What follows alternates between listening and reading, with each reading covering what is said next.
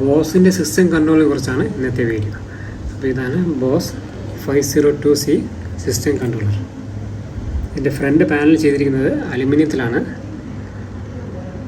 ഫ്രണ്ടിൽ ഒരു black line കൊടുത്തിട്ടുണ്ട്. പിന്നെ ഒരു പവർ ഓഫ് സ്വിച്ച് കൊടുത്തിട്ടുണ്ട്.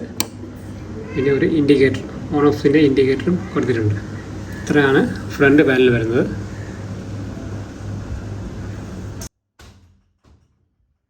ഇതിൻ്റെ ബാക്ക് വ്യൂവിൽ ഫസ്റ്റ് കാണുന്നത് ഗെയിനാണ്, ഇൻപുട്ട് ലെവൽ. ചാനൽ 1ൻ്റെ ഇൻപുട്ട് ലെവലാണ് കാണിക്കുന്നത്. -10 to +4 വരെയാണ് ഇതിൻ്റെ ഗെയിൻ. അടുത്ത ചാനൽ നമ്പർ 2 ആണ്, അതിൻ്റെ ഇൻപുട്ട് ലെവലാണ് -10 to +4. ഈ കാണുന്നത് ഇതിൻ്റെ മോഡ് സ്വിച്ചാണ്. 1 2 3 4 വരെയാണ് ഇതിലുള്ളത്. മൂന്നാമത്തത് യൂസിങ് അല്ല, അതിൻ്റെ ഡീറ്റെയിൽസ് ഇവിടെ കൊടുത്തിട്ടുണ്ട്. മോഡ് 1 ആണെങ്കിൽ വോയിസ് ഓൺലിയാണ്, ഫുൾ റേഞ്ച് ആണ്. 2 ആണെങ്കിൽ സ്റ്റാൻഡേർഡ് 2 വേ ആണ്. 3 not used. 4 2 way with low frequency. ഇത്രയാണ് ഈ സ്വിച്ചിൽ കൊടുത്തിട്ടുള്ളത്. അടുത്തത് ഇതിൻ്റെ ഔട്ട്പുട്ടാണ്. ഇതിൽ ഹൈ ഫ്രീക്വൻസി ഔട്ട്പുട്ടാണ് ഈ രണ്ടും. ഇത് ചാനൽ 1ൻ്റെ ഔട്ട്പുട്ടാണ് ഇതിൽ കിട്ടുന്നത്. ചാനൽ 2ൻ്റെ ഔട്ട്പുട്ടാണ് ഇതിൽ വരുന്നത്. ഇത് രണ്ടും ഹൈ ഫ്രീക്വൻസിയാണ്, അതായത് ട്രിബിളും മിഡും. ഈ കാണുന്നത് ഇതിൻ്റെ ലോ ഫ്രീക്വൻസി ലെവലാണ്. ഈ രണ്ടുമാണ് ഇതിൻ്റെ ലോ ഫ്രീക്വൻസി ഔട്ട്പുട്ട്, അതായത് ഇതിൽ കൂടെ നമുക്ക് ബേസ് മാത്രമേ കിട്ടൂ.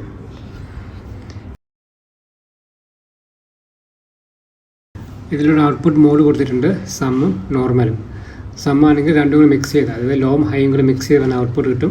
അതല്ല എങ്കിൽ ബേസ് മാത്രമായിട്ടുള്ള ലോ ഫ്രീക്വൻസി ഔട്ട്പുട്ട് മാത്രമായിട്ടും കിട്ടും. അങ്ങനെ നമുക്ക് സെറ്റ് ചെയ്യാം. ഇതിൻ്റെ പവർ റേറ്റിംഗ് ആണ് 230 വോൾട്ട്, 50-60 ഹെർട്സ്, 12 വാട്ട്സ് ആണ് ഇതിൻ്റെ പവർ കൺസപ്ഷൻ. ഈ കാണുന്നത് ഇതിൻ്റെ എർത്തിങ്ങിൻ്റെ ടെർമിനലാണ്. ഇതാണ് ഇതിൻ്റെ ഇൻസൈഡ് വ്യൂ. ഇതിൽ ബോസിൻ്റെ ഒരു ലേബിൾ കൊടുത്തിട്ടുണ്ട്.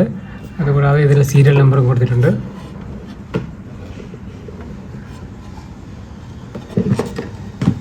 ഇതിൻ്റെ ഇൻപുട്ട് സൈഡാണ് ഈ കാണുന്നത്, ലെഫ്റ്റ് റൈറ്റ്. രണ്ടിൻ്റെയും ഗെയിൻ കൺട്രോളാണ് ഈ കാണുന്നത്.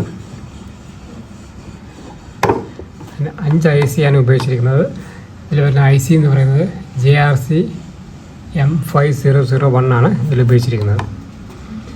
ഈ കാണുന്നത് ഇതിൻ്റെ സെലക്ടർ സ്വിച്ചാണ്, നേരത്തെ നോക്കിയ സെലക്ടർ സ്വിച്ച്. ഇത് രണ്ടും ഹൈ ഫ്രീക്വൻസി ഔട്ടാണ്.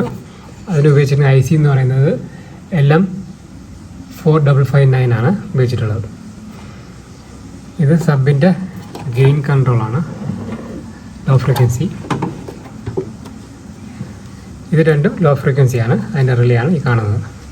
അടുത്തതിൻ്റെ പവർ സപ്ലൈ ആണ്. ട്രാൻസ്ഫോമർ വഴിയാണ് ഇതിൻ്റെ പവർ എടുക്കുന്നത്. ഇത് ഡ്യുവൽ സപ്ലൈ ആണ്. ഇതാണ് ഇതിൻ്റെ റെഗുലേറ്റർ.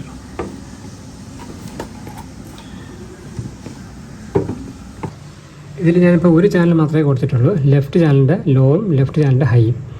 അപ്പോൾ റൈറ്റ് ചാനൽ കൊടുക്കണമെങ്കിൽ വീണ്ടും ഇതേപോലെ ഒരു സ്റ്റീരിയോ ആംപ്ലിഫയറും കൂടെ വേണം. അപ്പോൾ മാത്രമാണ് നമുക്ക് റൈറ്റ് ചാനലിൻ്റെ ഹൈയും റൈറ്റ് ചാനൽ ലോവും എടുക്കാൻ പറ്റും. അപ്പോൾ മാത്രമാണ് ഒരു സ്റ്റീരിയോ ആയിട്ട് മാറുന്നത്.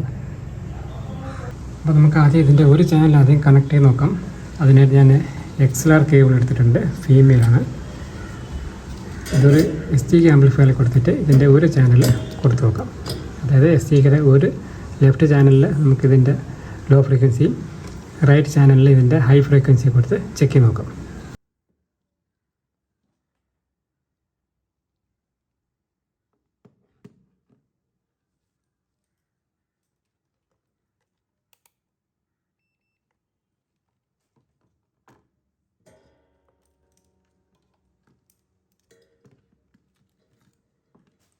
XLR കൊടുക്കുമ്പോൾ നമ്പർ 2ലാണ് ഇതിൻ്റെ ഇൻപുട്ട് വരേണ്ടത്. അപ്പോൾ നമ്പർ 2ൻ്റെ കണക്ഷൻ ചെയ്ത് നോക്കാം. ഇതാണ് ഇൻപുട്ട്. ഇത് രണ്ടും നമ്മൾ എർത്താക്കിയെടുക്കും.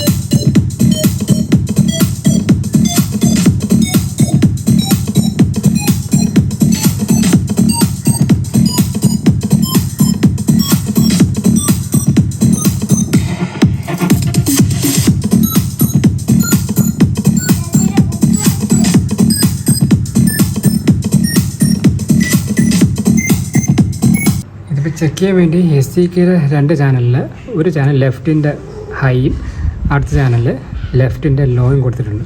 അപ്പോൾ ഒരു സ്പീക്കറിൽ ലോ ഫ്രീക്വൻസി വർക്ക് ചെയ്യും, ഒരു സ്പീക്കറിൽ ഹൈ ഫ്രീക്വൻസി എന്ന് പറയുമ്പോൾ മിഡും ഹൈയും ആണ് വരുന്നത്. ലോ ഫ്രീക്വൻസിയിൽ ബേസ് മാത്രമാണ് വരുന്നത്. അതായത് സബ് വൂഫറിൻ്റെ ഫിൽറ്റർ പോലെ തന്നെയാണ് ബേസ് മാത്രമേ ഈ ഒരു സ്പീക്കറിൽ വരും. അപ്പോൾ നമുക്ക് നോക്കാം.